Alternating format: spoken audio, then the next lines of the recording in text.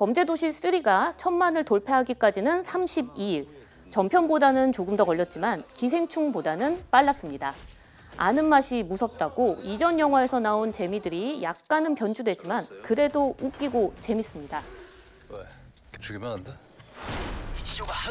지난해 가을부터 국내 극장가를 점령했던 블록버스터급 외아들 사이에서 고전했던 한국 영화였는데요. 관객들이 재미있는 한국 영화를 기다렸는데 그 갈증을 범죄도시가 해소를 해줬습니다.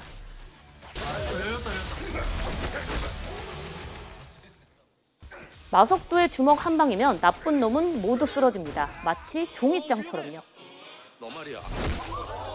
말이 안 되는 것 같지만 때리는 사람이 마석도, 이 배우 마동석이니까 관객도 수긍할 수 있는 거겠죠. 이 한국 영화 역사상 가장 강한 주먹을 가진 마석도의 펀치 한 방. 나쁜 놈들은 잡아야 돼. 특히 이번에는 묵직한 한 방보다는 복싱에서 착안한 액션을 선보였기 때문에 속도감을 크게 높였습니다. 이 마동석의 핵주먹 액션은 관객의 스트레스를 모두 날릴 만큼 강력하고 이 통쾌함이 묘한 중독성을 가져오는데요. 이 중독성 때문에 결국 뻔할 줄 알면서도 관객들이 극장으로 찾아가는 게 아닐까 싶습니다. 일단 스토리 자체는 8편이 다 굉장히 다른 결의 스토리라서 스토리 면에서는 그런 건 문제 없지만 캐릭터도 어느 정도 같은 액션이라도 좀 진화를 시켜야 되고 기존에 보여줬던 것보다는 좀 다른 모습이 있어야 되는데 다른 것을 보여줘야 된다는 그런 것조차 강박이라고 생각을 해서 그냥 한 편 한 편 스토리와 캐릭터에 좀 충실하려고 노력합니다. 네. 자, 우선 영화 속에 그 하이퍼라는 마약이 등장하잖아요. 이게 실제로 있는 건가요? 네, 저도 사실 영화를 보자마자 확인을 해봤습니다. 그런데 이 하이퍼는 실존하는 마약은 아니었습니다. 그런데 이 하이퍼라는 마약이 실제로 만들어질 가능성은 있다고 볼 수 있습니다. 네. 이른바 디자이너 드럭, 그러니까 합성 마약이 최근 급증하고 있기 때문입니다. 네, 디자이너 드럭이라고 하면 이 마약이 디자인된 거다, 마약을 디자인한다 이런 말인 것 같은데요. 이게 무슨 말인지 선뜻 좀 다가오진 않거든요. 합성 마약이 뭘까요?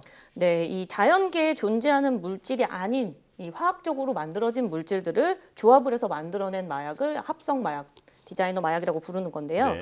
우리가 흔히 이 양귀비 열매에서 추출한 액으로 만드는 뭐 아편이나 코카나무 잎에서 만들어지는 코카인 같은 거는 대표적인 천연 마약입니다. 하지만 이와 달리 이 합성 마약이라고 하면요, 이 화학적 변형을 통해서 마치 디자인을 하듯이 마약을 이것저것 섞어서 새로운 마약을 만드는 건데요. 이 합성 마약이 위험한 이유는 크게 두 가지로 꼽힙니다. 먼저 화학적인 변형, 그러니까 기존의 화학 구조를 깨서 다른 화학 구조를 만든다는 거고, 다른 하나는 안전성 검증을 거치지 않는다는 겁니다. 이 합성 마약의 경우는 화학 구조를 조금만 바꿔도 이 완전히 다른 마약이 된다고 해요. 네. 이 화학 구조를 바꾸는 이유에는 이제 아무래도 중독성이나 환각성을 높이기 위해서, 아니면 생산 단가를 낮추기 위해서, 그리고 또 다른 이유는 또 검출을 피하기 위해서 화학 구조를 바꾸고 있는데요. 이 합성 마약을 만들 때 처음부터 완전하게 만들어야지 이런 생각은 만드는 사람이 전혀 하지 않겠죠. 네. 그러다 보니 만들어진 합성 마약이 인체에 얼마나 악영향을 끼치는지, 위험한지는 우리가 알 수 없는 상태입니다. 네. 일명의 그 좀비 마약이라고 불리는 네네. 펜타닐이라고 있잖아요. 이게 합성 마약의 끝판왕이라고 불리는데요. 이 헤로인을 100배 정도 농축한 거기 때문에 효능만큼이나 중독성 역시 100배 이상으로 강력합니다. 네. 펜타닐에 중독이 되면 금단 증상이 나타나고 또 뭐 구토, 두통, 호흡 억제 같은 부작용도 나타난다고 하는데 특히나 산소 공급을 줄이게 됩니다. 그러면 이제 뇌로 가는 산소가 줄어들면서 뇌 일부분이 손상이 되는데 이 때문에 이 펜타닐 중독자들이 마치 좀비가 걸어다니는 것처럼 몸을 이렇게 굽히고 걸어다니는 모습이 자주 보이는 이유이기도 합니다. 네. 자, 조금 전에 이 마약 디자인이 있는 이유 중에 하나가 그 검출을 피하기 위해서라고 말씀을 해주셨는데요. 자, 그렇다면 지금 이제 신종 마약이 나오면 검출하는 방법이 쫓아가지 못할 것 같은데 지금 마약 검사는 어떻게 하고 있나요? 네, 우선 뭐 가장 흔한 방법은 당연히 소변 검사겠죠. 이 경찰은 특히 신속한 마약 수사를 하기 위해서 소변 검사 키트를 이제 현재 사용을 하고 있습니다. 네. 이게 어떻게 생겼냐면 뭐 리트머스지처럼 특정 시약에다가 이제 키트를 넣으면 색깔이 바뀌면서 마약이 있다 없다 이런 걸 알 수 있는 거죠.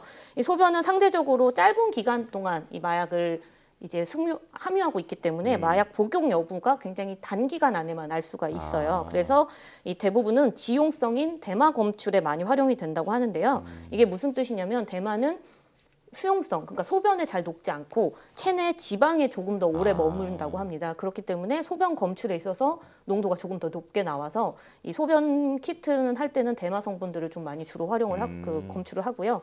근데 이 지금 나와 있는 시중에 있는 소변 키트로는 검출할 수 있는 마약 성분이 22가지 정도랍니다. 이 대마류 중에서도 합성 대마, 그러니까 합성 마약, 대마를 이용한 합성 마약도 한 450종 정도 된다고 해요. 그래서 키트로 이 모든 마약을 검출하기는 어려운 실정입니다. 네. 뭐 그렇다고 해서 뭐 신종 마약 또 뭐 합성 마약을 검출하지 못하는 거는 아닙니다. 키트가 아닌 뭐 소변 검사 그리고 뭐 모발 검사, 혈액 검사 등은 이제 실험실에서 진행을 하게 되면 체내에 남아 있는 아주 미량의 마약 성분도 정밀 분석을 통해서 찾아낼 수 있는데요. 특히 기존 방식으로 검출할 수 없는 이 신종 마약의 경우도 뭐 질량 분석기나 고성능 액체 크로마토그래피 같은 이제 기기를 이용을 하면 현재 이제 신종 마약의 성분들을 찾을 수 있고요. 이 장비로 나온 결과값이 기존 마약 성분과 어느 정도 유사한지 이런 것들을 좀 비교를 해보고 물질의 뭐 구조, 그리고 뭐 질량 이런 것들을 파악을 해서 이게 어느 정도 마약성 물질인지를 파악을 하고요. 만약에 마약이라고 의심이 된다면 이 식약처에 임시 마약류 지정을 요청을 할 수 있다고 합니다. 네. 이 식약처에서 2011년부터 임시 마약류 지정 제도를 시행을 했는데 그동안 251종이 임시 마약류로 지정이 됐고요. 이 중에서 이 161종은 의존성 여부 평가를 거쳐서 마약류로 지정이 됐다고 합니다. 네. 그런데 최근 학생들이 또 마약 음료수를 모르고 마시는 사건도 있었을 만큼 마약이 굉장히 흔하게 되고 현장에서 또 이런 걸 검출하는 게 굉장히 중요할 것 같은데요. 신종 마약을 이렇게 아예 검출하지 못하는 것도 아닌데 신종 마약 성분까지 검출하는 키트가 왜 이렇게 개발이 더딘 걸까요? 네, 우선 물론 국내 연구진이 개발한 휴대용 마약 키트에 신종 마약 성분이 이제 포함이 돼서 어느 정도 지금 검출할 수 있는 진단 키트가 나왔습니다. 네. 뭐 코카인이나 엑스터시, 필로폰 등 10가지의 마약을 30초 안에 검출하는 방식인데요. 이 키트는 지금 현재는 이제 경찰 수사에 사용을 하고 있고 또 안전성 검사를 거쳐서 일반인들도 2년 정도 뒤에는 쓸 수 있도록 현재 개발을 다 진행 중입니다. 이런 키트 개발이 지금 현재 굉장히 많이 활발하게 이루어지고 있음에도 신종 마약의 유통 주기가 짧다는 게 이 키트 개발 속도를 쫓아갈 수 없는 겁니다. 신종 마약이 만들어지는 속도가 너무 빠르지만 이 마약 성분을 분석하고 또 임시 마약류로 지정하고 또 여기에 검출 키트를 업그레이드하고 이 과정들이 사실은 굉장히 오래 걸리는 거죠. 우스갯소리로 신종 마약 A를 검출하는 키트를 만약에 개발을 하면 그 시기에 유행하는 이제 현장에서 유행하는 마약은 뭐 B나 C 이런 것들이 유통되고 있다. 전혀 다른 것들이 유통되고 있다. 이런 이야기가 나온다고 합니다. 이런 상황에서 이 무작정 신종 마약이 적용된 새 키트를 계속 업그레이드해서 개발할 수는 없는 상황입니다. 이 신종 마약이 뭐 빠르게 늘고 있는 만큼 이에 맞는 과학 기술도 발전을 하고 있으니까 이 기술들이 현장에 적용하기 위해서 뭐 현장 연구 인력이 늘어난다든지 인프라가 좀 더 갖춰줘야 한다든지 뭐 연구비가 늘어나야 된다든지 이런 이제 그 부수적인 것들이 조금 더 발전을 해야 하고요.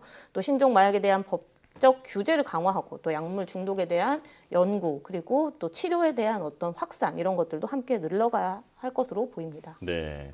자, 영화 속에 숨어있는 과학 지식을 알아보는 사이언스 레드카펫. 오늘은 첫 시간으로 범죄도시 3에 숨어있는 이 마약에 대한 과학 원리를 알아봤는데요. 아주 재미있고 유익한 시간이었습니다. 앞으로도 기대하겠습니다. 자, 양회영 기자와 함께했습니다. 고맙습니다.